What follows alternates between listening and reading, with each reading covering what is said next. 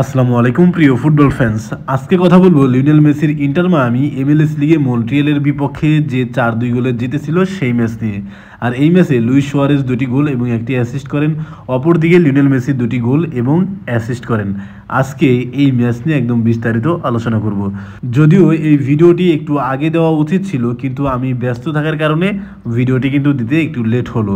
সে যাই হোক, আমরা যদি ম্যাচের দিকে ফিরে আসি তাহলে দেখা যায় ম্যাচের বয়স যখন 27 মিনিট তখন সার্জিও বুস্কেটসের পাস থেকে আউটসাইড অফ ডি বক্সে বল পেয়ে যায় লিওনেল মেসি, এবং Lionel Messi outside of D box থেকে হরিজন্টালি মুভ করে দারুণ একটা কিন্তু কিক করেন, এবং সেখান থেকে কিন্তু মন্ট্রিয়েলের যে গোলকিপার তিনি কিন্তু পরাস্ত হয়ে যায়, এবং ম্যাচের 27তম মিনিটে ইন্টার মায়ামি কিন্তু 1-0 গোলে এগিয়ে যায়। ম্যাচের দ্বিতীয় গোলটির দিকে যদি তাকাই তাহলে দেখা যায় লিওনেল মেসি কিন্তু 1-to-1 পাস খেলে একদম ডি বক্সের মধ্যে ঢুকে পড়েন, এবং ডি বক্স থেকে ফাঁকায় দাঁড়িয়ে থাকা লুইস সুয়ারেজের উদ্দেশ্যে কিন্তু একটা পাস করেন, এবং সেখান থেকে লুইস সুয়ারেজ কিন্তু অসাধারণ একটা ফিনিশিং করেন। অর্থাৎ ম্যাচের 68তম মিনিটে গিয়ে 2-0 গোলে এগিয়ে যায় ইন্টার মায়ামি। তারপর ম্যাচের 3 মিনিট পরেই লুইস সুয়ারেজ আবারও গোল করলে 3-1 গোলে কিন্তু এগিয়ে যায়। সেই যাত্রায় মন্ট্রিয়েলের ডিফেন্ডাররা ভুল করলে লুইস সুয়ারেজ কিন্তু অসাধারণ একটা ফিনিশিং করেন।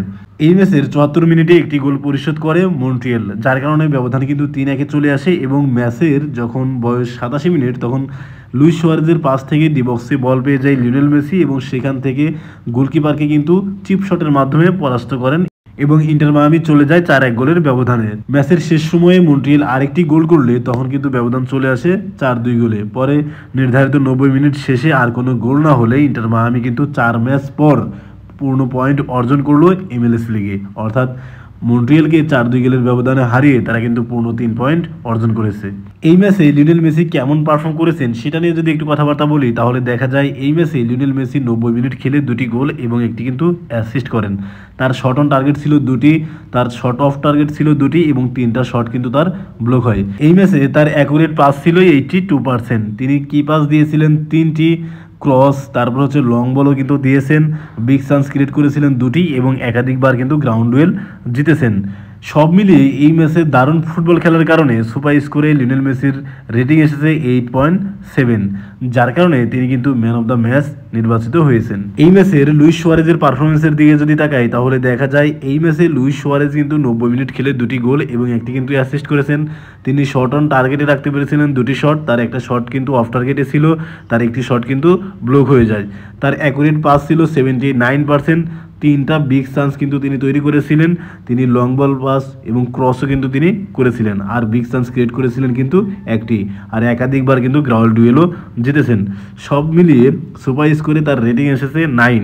অর্থাৎ লিওনেল মেসি এবং লুইস সুয়ারেজ মন্ট্রিয়েলের বিপক্ষে যে লেভেলের পারফর্ম করেছেন সত্যি কিন্তু প্রশংসার দাবিদার। কারণ লিওনেল মেসির রেটিং হচ্ছে 9.7, অপর দিকে লুইস সুয়ারেজের রেটিং হচ্ছে 9। অর্থাৎ সেন্টার ফরওয়ার্ডের যারা দুজন ফুটবলার ছিল তারা সবাই কিন্তু মন্ট্রিয়েলের বিপক্ষে জ্বলে উঠেছে, এবং মন্ট্রিয়েলের বিপক্ষে কিন্তু তাদেরই কল্যাণে 4-2 গোলের বিশাল ব্যবধানে জয় পেয়েছে ইন্টার মায়ামি। ম্যাচের পরিসংখ্যানের দিকে যদি তাকাই তাহলে দেখা যায় বল পজিশনের দিক দিয়ে কিন্তু ইন্টার মায়ামি এগিয়ে ছিল, তাদের বল পজিশন ছিল 53%, অপর দিকে মন্ট্রিয়েলের ছিল 70%। আর টোটাল শট নিয়েছিল ইন্টার মায়ামি 14টি, অন টার্গেট ছিল 4টি, অপর দিকে 11টি শট নিয়েছিল মন্ট্রিয়েল এবং 6টি ছিল অন টার্গেট। ওভারঅল বিচার করলে সব দিক দিয়ে কিন্তু এগিয়েছিল ইন্টার মায়ামি, তবে শট অন টার্গেটের দিক দিয়ে এগিয়েছিল কিন্তু মন্ট্রিয়েল।